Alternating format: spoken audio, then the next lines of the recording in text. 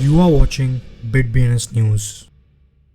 Hello and नमस्कार। अभी market पूरी तरह से वॉलेटाइल है, इसलिए यूजर्स के लिए ये जानना महत्वपूर्ण है कि क्रिप्टो की दुनिया में क्या हो रहा है, क्रिप्टो से जुड़ी क्या खबर है। तो ये सुनिश्चित करें कि आप रोजाना क्रिप्टो समाचार देखें और अपने आप को अपडेटेड रखें। आज की हेडलाइन, डो क्वन ऑफ टेरा ने दक्षिण कोरिया कानून को पासपोर्ट सौंपने का आदेश दिया। शिबा इटर्निटी गेम अब एंड्रॉइड और iOS पर दुनिया भर में लाइव है।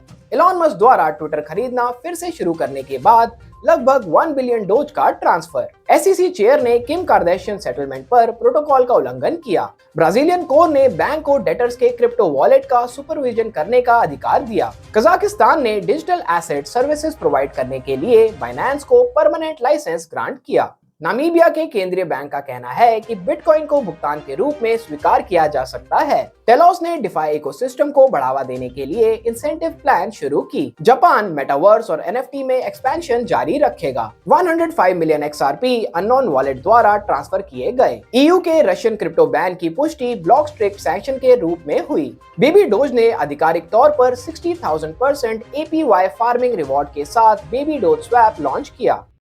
दक्षिण कोरियाई अधिकारी क्रिप्टो रिक्लूज डो क्वन के लिए तलाशी तेज कर रहे हैं। दक्षिण कोरिया सरकार ने अल्टीमेटम देते हुए ट्रबल एंटरप्रेन्योर को चेतावनी पत्र जारी किया। डॉक्यूमेंट के अनुसार डो क्वन को 14 दिनों में अपना पासपोर्ट वापस करना होगा या यह इनवैलिड हो जाएगा। एक आधिकारिक घोषणा के अनुसार शिबा इनू का collectable card game Shiba eternity Android और iOS दोनों डिवाइसेस पर दुनिया भर में लाइव हो गया है। जैसा कि वेल अलर्ट द्वारा रिपोर्ट किया गया है, एक सेवा जो डिफरेंट सीरीज पर क्रिप्टो के बड़े पैमाने पर ट्रांसफर को ट्रैक करती है, 2 घंटे पहले ब्लॉकचेन पर मीम सिक्का डोज की एक अमेजिंग अमाउंट भेजी गई थी। US securities and exchange commission ने हाल ही में क्रिप्टो एसेट सुरक्षा को बढ़ावा देने के लिए फैशन सेलिब्रिटी किम कार्दाशियन पर आरोप लगाया।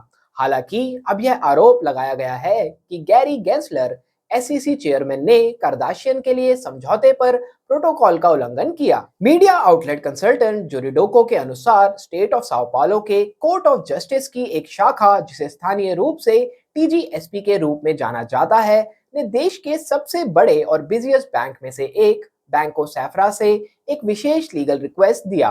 बैंक ने अदालत से यह देखने के लिए किया कि उनके पास ऐसे टोकन है जिन्हें लिक्विडेटेड किया जा सकता है, एक डेटर के क्रिप्टो वॉलेट की खोज करने के लिए कहा था। कई मेमोरेंडम ऑफ अंडरस्टैंडिंग के निर्माण और कजाकिस्तान में संचालित करने के लिए प्रिलिमिनरी इन प्रिंसिपल अप्रूवल के बाद बाइनेंस को देश में ड्रिवन करने के लिए एक परमानेंट लाइसेंस प्राप्त हुआ। हालांकि नामीबिया में क्रिप्टो करेंसी को लीगल कैश की स्थिति नहीं है। देश के central bank, bank of Namibia ने घोषणा की है कि उसने अब अपने फिनटेक के तहत virtual property and virtual property service provider को शामिल किया है।